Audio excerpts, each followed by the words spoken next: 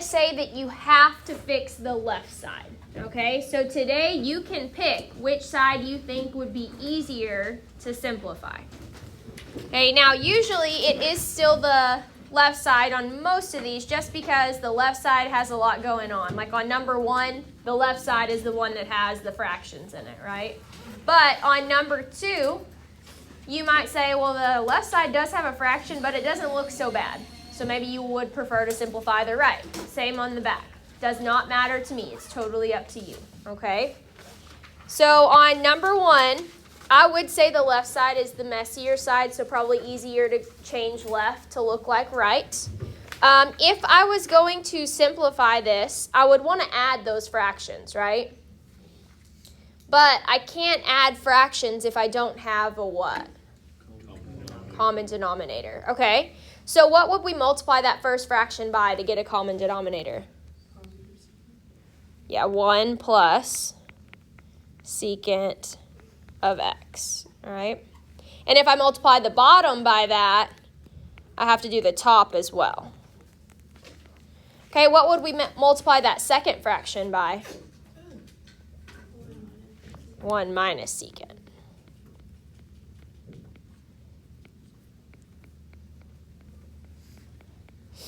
Okay, so numerator over here, I've got 1 times 1 plus secant. What's 1 times 1 plus secant? 1 plus secant. Plus, in this fraction, I've got 1 times 1 minus secant, which would be 1 minus secant. And then this is all over our now common denominator of 1 plus secant times 1 minus secant. And this is all supposed to equal negative 2 cotangent squared of x. All right, so what do you guys think? Over there on the left, anything we could maybe simplify in that fraction that we just did? What could we do in the numerator of the fraction? Any like terms? Anything you see we could do? Okay, what am I combining? 1 and 1. Okay, 1 plus 1 would be 2.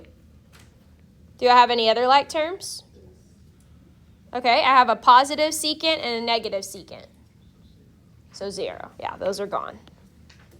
So we have 2 over 1 plus secant times 1 minus secant equals that negative 2 cotangent squared of x. All right.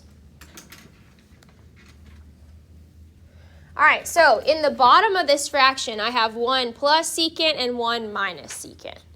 If we multiply those together, what should we get? Right, 1 minus secant squared, because those are factors of a difference of squares, right? One of them's a plus, one of them's a minus. So I can go ahead and rewrite this as 2 over 1 minus secant squared. And this is equal to negative 2 cotangent squared. Okay, so I've got 2 over 1 minus secant squared. Well, if we look up here, if I were to move the 1 over to be with the secant, it would be the 1 that would be negative, right? Not the secant. So it has opposite signs. So what could I say 1 minus secant squared is equal to? Negative tangent squared. Okay, so I'm going to say that we would have 2 over negative tangent squared is equal to negative 2 times cotangent squared.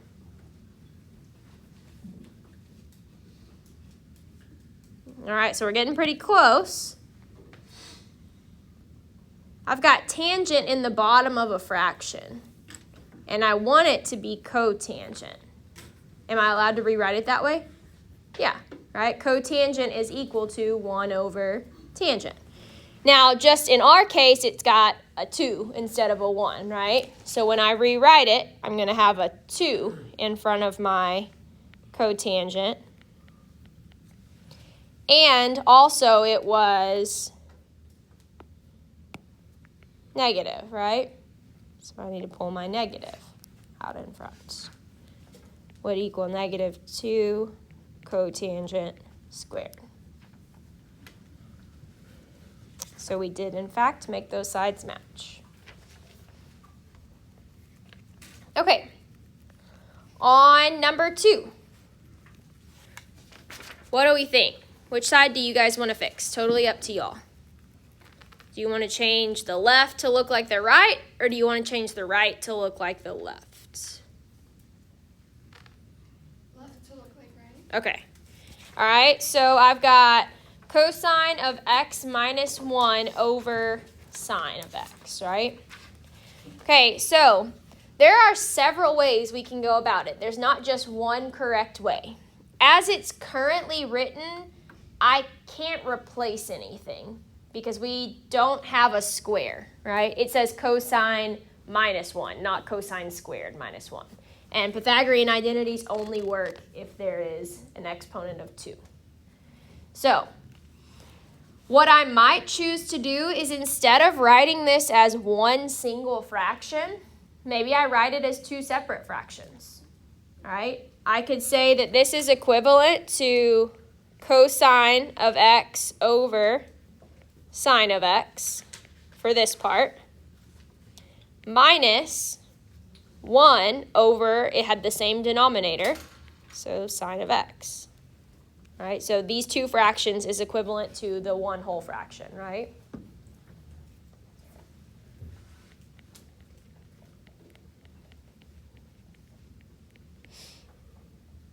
Okay, now that it's written as 2 separate fractions, do you guys see anything we might could replace those pieces with?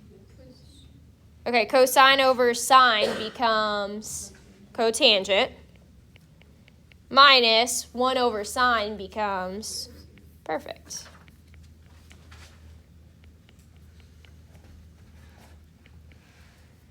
Again, that's not the only way to do it, but that's one way to go about it if you're going to change left to look like the right. Okay. All right, so flip it over on the back. Number 3. What do you guys think? Should we change left to look like right or right to look like left? Keep in mind, what does it mean to square something?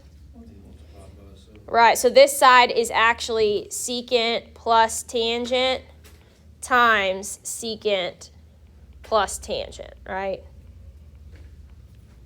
So which side do we want to change? The right side? Okay. All right, so I'm going to keep my 1 plus sine of x over 1 minus sine of x, and we're going to change the right side, you guys said. Okay, so if I were to actually square these things, this would be secant times secant, which would be, bless you, secant squared.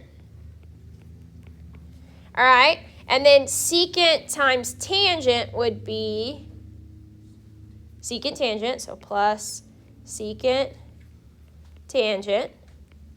And then tangent times secant would be the same thing, right? So we have 2 of the same. So I could just put a 2 there instead of writing it twice. Okay? And then tangent times tangent is tangent squared.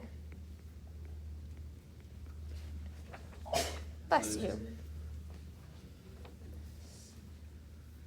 Okay. So we might be able to rewrite some of these pieces as something else. Anything I'm allowed to rewrite secant squared as? Okay, 1 over cosine squared. Plus, we have a 2. I can't change the 2. A 2 is a 2. Anything I could rewrite secant as? 1 over cosine. Okay, so times 1 over cosine. Anything I can rewrite tangent as? Sine over cosine. Okay.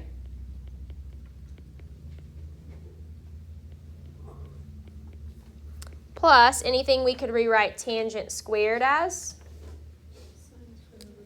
Okay.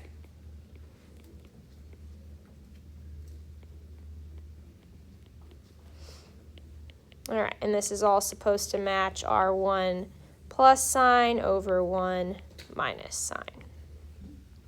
Okay. So,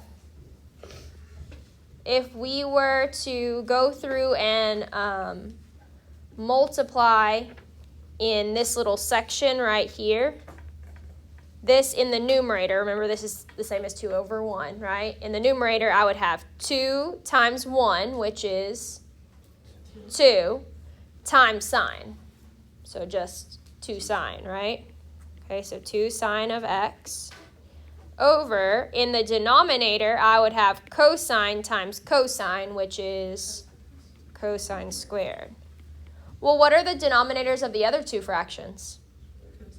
Okay, so they all have common denominators? Okay, so 1 over cosine squared plus this fraction plus sine squared over cosine squared. Okay, so they all have a common denominator. That means I can actually go through and add the numerators, right? Okay, so I have 1 plus 2 sine of x plus sine squared of x. Anything I could replace any of that stuff with?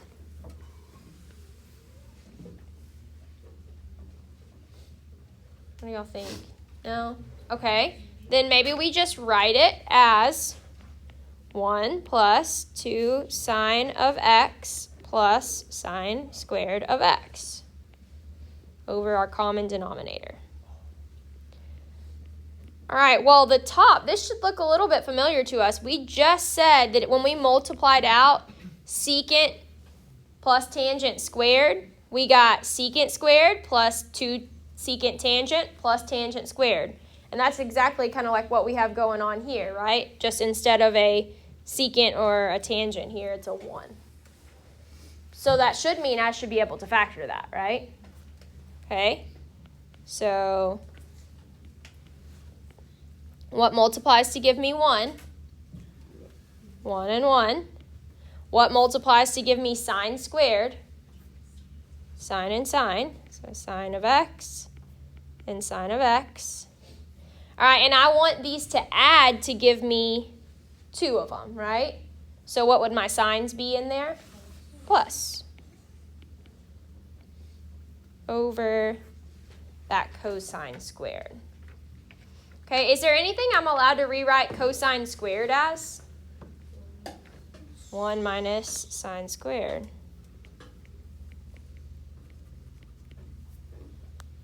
Okay, so we've got 1 plus sine of x times 1 plus sine of x over this 1 minus sine squared. What could I do with that? So we don't want to replace it. Algebraically, what could we do? Square root it. Not square root it. Right, it factors. It's a difference of squares. So let's factor that one too. And then hopefully we've got some factors that'll cross out, right? So again, what multiplies to give me 1? 1 and 1. What multiplies to give me sine squared? Okay, so sine of x and sine of x. But this time, I want it to add to give me 0. So what should my signs be? Plus and minus. So are we going to have anything cross out?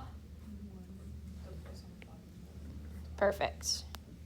So that leaves us with 1 plus sine of x over 1 minus sine of x, which is in fact what the other side says, right? 1 plus sine of x over 1 minus sine of x. So we did verify.